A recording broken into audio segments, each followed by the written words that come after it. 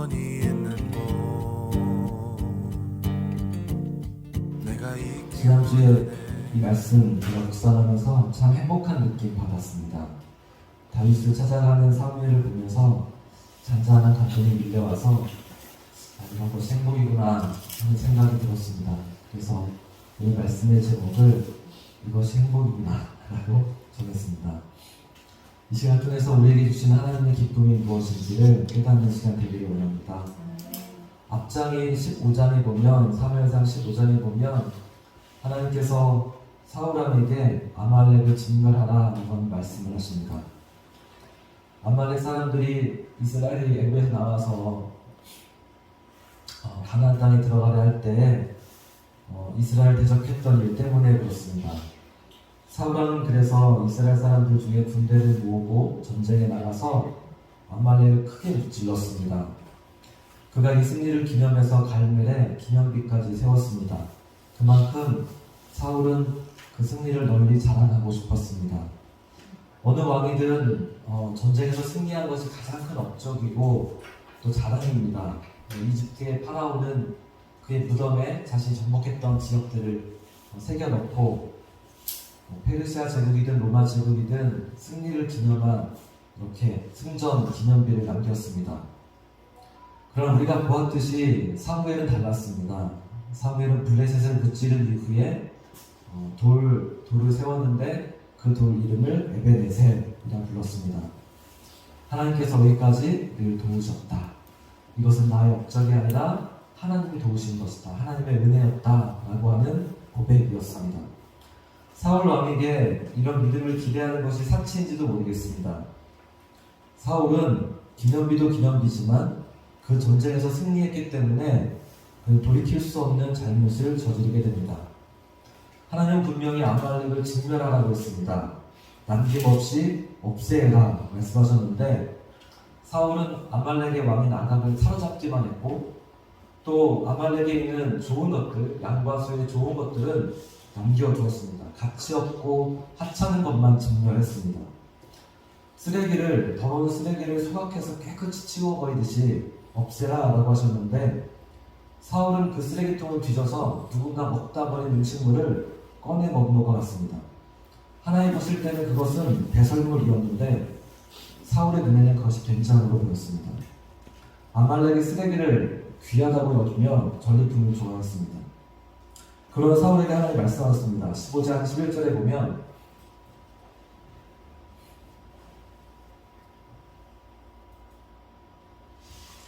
내가 사울을 왕으로 세운 것을 후회하노니 라고 했습니다. 하나님이 후회하신다 라고 하셨습니다. 그런데 하나님께는 후회가 있을 수가 없습니다. 민수기 23장 19절에도 하나님은 사람이 아니시니 거짓말을 하지 않으시고 인생이 아니시니 후회가 없으시도다 라고 했습니다. 전능하신 하나님 후회할 수 없습니다. 후회하시면 하나님이 되지 못하는 겁니다. 그런데 사울 때문에 후회할 만큼 이렇게 되었다고 하는 것은 하나님에게 있을 수 없는 일이 벌어졌다라는 것이죠.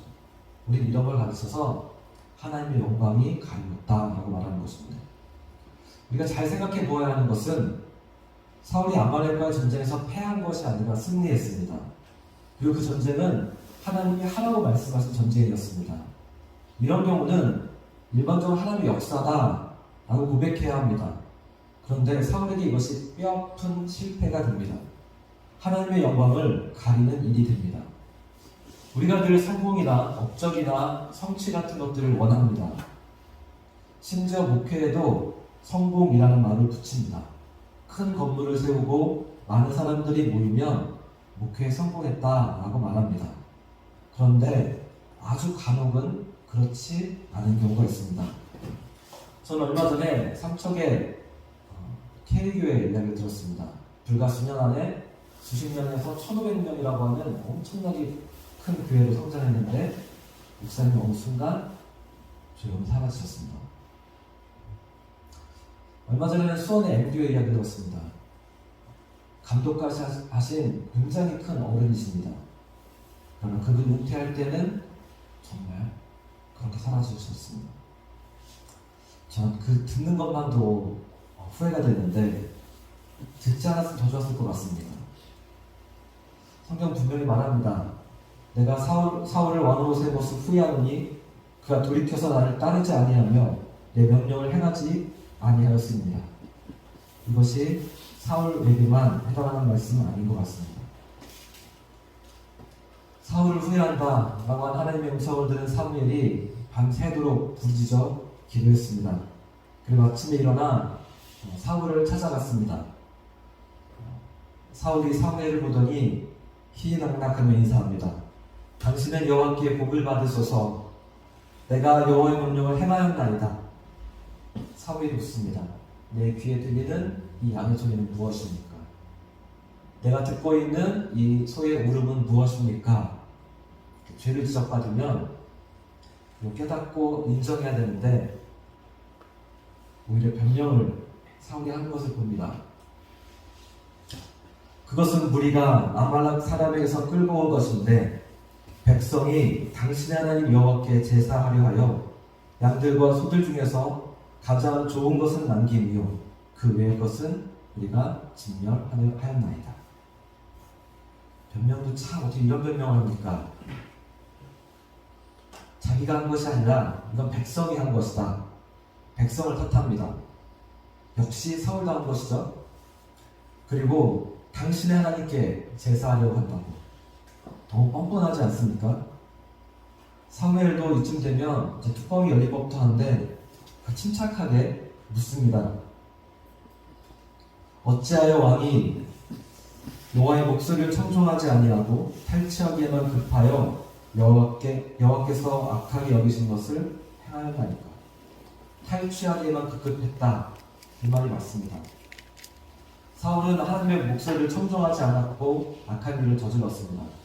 그러나 다시 우깁니다. 나는 진실로 여호와의 목소리를 청종하여 여호와께서 보내신 길로 가서 아말렉을 진멸했지만 다만 백성이 그 마땅히 멸할 것 중에서 가장 좋은 것으로 당신의 하나님께 제사를 하여 양과 소를 끌고 왔나이다. 어떻게 거짓말을 할까? 참 나쁜 사람입니다. 깨닫는 것은 한 번 거짓말하기 시작하면 계속 거짓말을 하게 되고 한 번 변명하기 시작하면 계속 변명하게 되고 한 번 남 탓하기 시작하면 계속 탓하게 됩니다.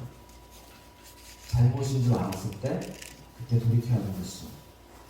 끝까지 변명하면서 그 죄악을 계속 행하면 결국에는 돌이킬 수 없는 파멸을 맞습니다. 아직 기회가 있을 때 회개해야 합니다. 사울은 이후에도 자기 중심적인 변명을 이어갑니다. 이런 사울을 보면서 야, 진짜 후회스러운 사람이구나. 이 사람은 안 되겠구나 하는 생각을 했습니다. 분명한 것은 사울 왕이 이후에도 계속 실망을 넘어서 우리를 좌절하게 하고 분노하게 하고 그렇게 할 겁니다. 사울의 별명이 크레이지 메이커입니다. 상대할수록 미치게 만드는 사람입니다. 말을 돌아버리게 하는 사람. 우리가 살아가면서 이런 사울 같은 사람을 만나지 말아야 하는데 혹시라도 상대할 일이 생긴다면 다윗처럼 해야 합니다. 다윗은 이 크레이지 메이커를 상대할 때 맞대응하지 않습니다. 앞으로 보겠지만 다윗은 피해버립니다. 사울을 보면서 이렇게 실망하고 있던 차에 오늘 본문은 신선한 기쁨을 주었습니다. 사울 때문에 슬퍼하고 있는 사무엘에게 하나님은 베들레헴으로 가라 말씀하셨습니다. 베들레헴 사람 이세 가운데 새로운 왕을 정해두었다라고 하셨습니다. 하나님은 사무엘에게 이렇게 말씀하십니다. 내가 이세 아들 중에서 한 왕을 보았느니라. 너는 그에게 부을 기름을 뿔에 채워 가지고 가라. 사무엘이 내가 어찌 갈 수 있습니까? 늙은 사무엘이 연로해서 거동이 불편했기 때문이 아니라 사울이 알면 자신이 죽일 것이다 라고 했습니다. 그러자 하나님은 송아지 한 마리를, 암송아지 한 마리를 끌고 가면 누군가 너를 볼 때 제사로 가는 것 같이 여길 것이다 라고 했습니다. 그리고 베들레헴에 가서 이세의 집에 가면 내가 너에게 행할 것을 가르칠 것이다. 너에게 알게 하는 자에게 기름을 부으라 라고 하셨습니다. 이것은 사무엘만이 해야 되는 일입니다. 대단히 위험한 일이지만 다른 사람은 할 수 없습니다. 만일 사무엘이 기름을 가지고 가지 않았다면, 암송아지만 끌고 갔다면 어땠을까요? 기름이 없었으면 덜 위험했을 겁니다. 이 기름은 왕을 세울 때 쓰는 것입니다. 사울이 이것을 보면 이것은 반역입니다. 그래서 기름을 들고 가는 것은 굉장히 위험합니다. 그리고 기름은 베들레헴에서도 얼마든지 구할 수 있습니다. 굳이 들고 가지 않아도 되는 이 기름을 왜 뿔에 채워가지고 사무엘에게 들고 가라 했을까요? 기름을 들고 가는 것과 들고 가지 않는 것은 마음 자세가 다를 것 같습니다. 기름이 없으면 베들레헴까지 가는 길이 여행이나 관광이 되기 쉽습니다. 사명이 없으면 우리의 인생은 단지 소풍이 되기 마련입니다. 그러나 위험할지 몰라도 우리 손에 기름이 들려 있으면 우리는 사명자가 되어집니다. 여러분, 소풍이 즐거울까요? 아니면 사명자가 즐거울까요? 소풍이 즐거운 것 같지만 아닙니다. 제가 이 본문 묵상할 때 하나님 제게 이렇게 부르시는 것 같았습니다. 너는 이렇게 할 수 있니? 사무엘처럼 너도 그렇게 갈 수 있니? 여러분, 사무엘처럼 기름을 들고 가는 여러분의 모습을 한번 상상해 보세요. 정말 신날 것 같지 않으세요? 제가 서로 대답했습니다. 그럼요 하나님, 저는 주님의 일이 너무너무 좋아요. 주님 맡겨주시면 제가 기쁨으로 하죠. 저 소품 재미없어요. 저 하나님의 일이 제일 좋아요. 그리고 이렇게 고백하고 있는 제 스스로 보면서 그래서 내가 목사구나, 그런 생각이 들었습니다. 본문을 계속 보면서 그 장면이 떠오를 때마다 되게 기분이 좋은 겁니다. 어떻게 보면 기름을 들고 가는 이 모습은 돈도 명예도 없는 시시한 일일지 모르겠습니다. 그러나 저는 오늘 우리가 불렀던 찬양처럼 그 길을 가고 싶습니다. 내가 매일 기쁘게 순례길 행하면 주의 팔이 나를 안보하기 때문에 내가 사울이 두렵지 않은 거죠. 성령이 계시기 때문에 그 이름을 높이며 걷고 싶습니다.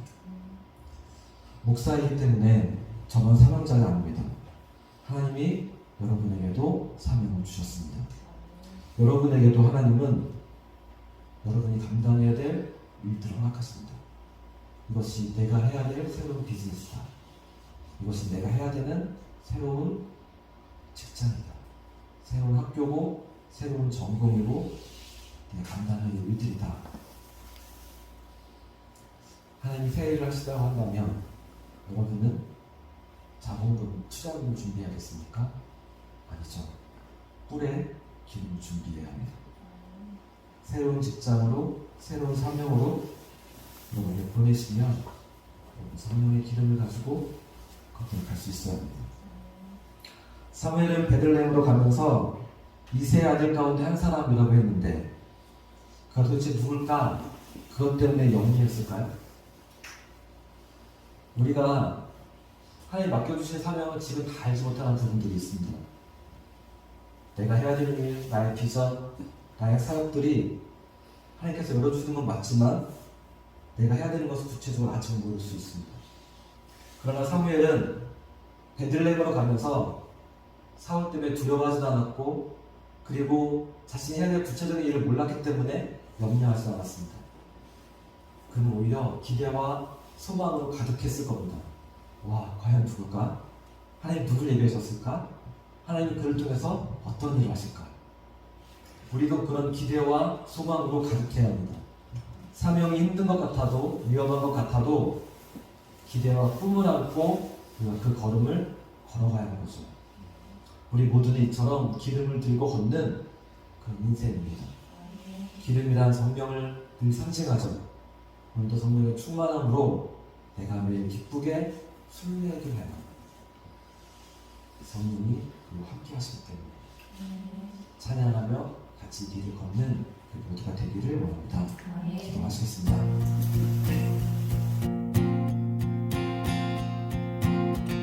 주님의 마음이 있는 곳, 주님의 시선이 있는 곳, 내가 내가 있기를